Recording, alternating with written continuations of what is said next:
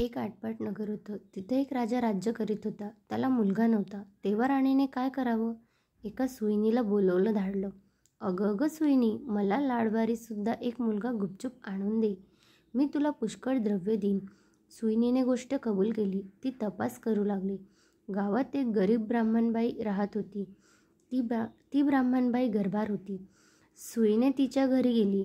"बाई बाई, तू गरीब आहेस. तुझं बाळंतपणाचं पोट दुखू लागेल तेव्हा मला कळव. मी तुझं बाळंतपण फुकट करीन." तिने होय म्हणून सांगितलं. नंतर ती सुईण राणीकडे आली. "राणीसाहेब, आपल्या नगरात एका ब्राह्मणाची बायको गरोदर आहे. तिला नुकताच 2रा महिना लागला आहे. लक्षणे सर्व मुलाचीच दिसत आहेत. तेव्हा आपल्या वाड्यापासून तो त्या ब्राह्मणाच्या घरापर्यंत कोणाला कळणार नाही असे भुयार कतावं. आपल्याला दिवस गेल्याची अफवा पसरावी. मी तुम्हाला नाळवारीचा मुलगा आणून देईल." असं ऐकल्यावर राणीला मोठा आनंद झाला. जसे जसे दिवस होत गेले त्याप्रमाणे डोहाळे लागल्याचं राणीने डंभ केलं. पोट मोठे दिसण्याकरिता त्याच्यावर लुगड्याच्या घड्या बांधल्या. भुयार तयार केलं. 9 मास भरताचं बाळंतपणाची तयारी केली. इकडे ब्राह्मणबाईचंही पोट दुखू लागलं. सुईणीला बोलवून आणलं. त्याबरोबर तुम्ही पुढे व्हा म्हणत मी येते म्हणून सुईणीने सांगितले. ती धावत धावत राणीकडे आली. राणीला पोट दुखण्याचं सोंग करायला सांगितले. नंतर ब्राह्मणाच्या घरी आली. "बाई बाई, तुझी पहिली खेप आहे. डोळे बांधलेस तर भिणार नाहीस. नाही बांधलेस तर भय वाटेल." असे सांगून तिचे डोळे बांधले. ती बाळंत झाली.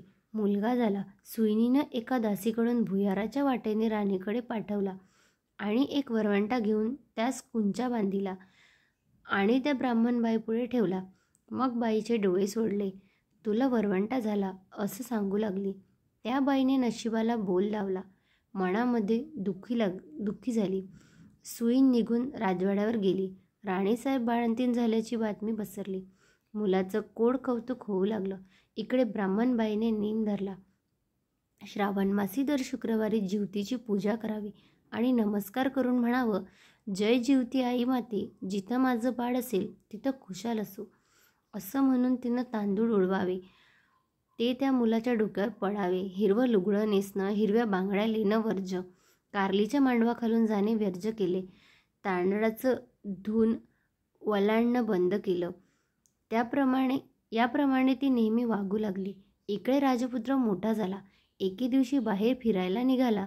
त्या दिवशी ती ब्राह्मण स्त्री न्हाऊन आपल्या अंगणात राडे राखीत बसली होती. तेव्हा राजपुत्राची नजर तिच्यावर पडली. हा मोहित झाला व रात्री तिची भेट घ्यायची म्हणून निश्चय केला.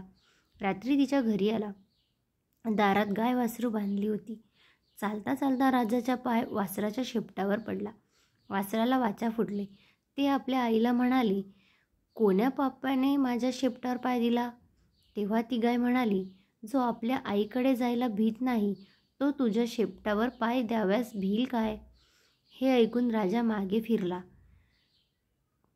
घरी जाऊन आपल्या आईपासून काशीला जाण्याची परवानगी घेतली. काशीत जाऊ लागला. जाता जाता एका ब्राह्मणाच्या इथे उतरला. त्या ब्राह्मणाला पुष्कळ मुले झाली, पण ती 5वी-6वी दिवशी जात असत. राजा आला. त्या दिवशी चमत्कार झाला. 5वीचा दिवस होता. राजा दारात निजला होता. सटवी रात्री आली आणि म्हणू लागली, "कोण ग मेलं वाटेत पसरलाय?" जिवतीने उत्तर दिले, "अगं अगं, माझे ते नवसाचे बाळ निजले आहे. मी काही त्याला वलांडू देणार नाही. मुलगा आज जाणार म्हणून त्या मुलाचे आईबाप चिंता करीत बसले होते." त्यांनी हा संवाद ऐकला. इतक्यात उत्तर रात्र झाल्यावर सटवी व जिवती आपापल्या रस्त्याने निघून गेल्या. उजाडल्यावर ब्राह्मणाने येऊन राजाचे पाय धरले. "तुमच्यामुळे आमचा मुलगा जगला. आजचा दिवस मुक्काम करा," अशी विनंती केली. राजाने ती मान्य केली. त्याही रात्री याप्रमाणे प्रकार झाला. दुसरे दिवशी राजा चालता झाला. इकडे यांचा मुलगा जगला व वाढू लागला. पुढे राजाने काशीला गेल्यावर यात्रा केली. गयावर्जनाची वेळ आली. पिंड देतेवेळी ते द्यायला 2 हात वर आले. असे होण्याचे कारण त्याने ब्राह्मणांना विचारले. ते म्हणाले, "घरी जा. साऱ्या गावातल्या बायका पुरुषांना जेवायला बोलू, म्हणजे याचे कारण काय ते समजेल. राजाच्या मनाला मोठी चुटपुट लागली. तो घरी आला. मोठ्या थाटाने मावंदे केली.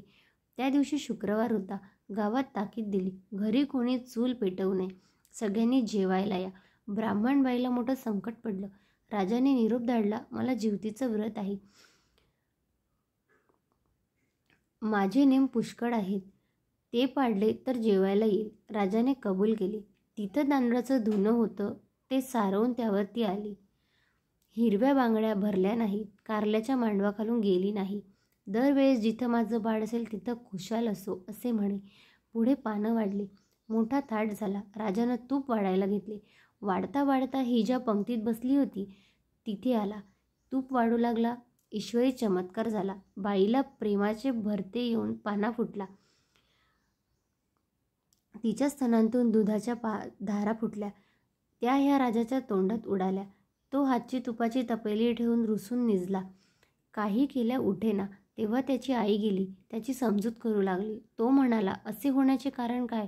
तिने सांगितले की ती तुझी खरी आई आहे, मी तुझी मानलेली आई आहे. असे सांगून तिने सर्व खरी हकीकत त्याला सांगितली. पुढे भोजन समारंभ संपन्न झाला. नंतर त्याने आपल्या खऱ्या आईबापास आपल्या वाड्याशेजारी वाडा बांधून दिला व त्यांच्यासह राज्य करू लागला. जशी जिवती त्या ब्राह्मण स्त्रीस प्रसन्न झाली तशी तुम्हा आम्हा हो. ही 60 उत्तराची कहाणी 5 उत्तरी सुफळ संपूर्ण.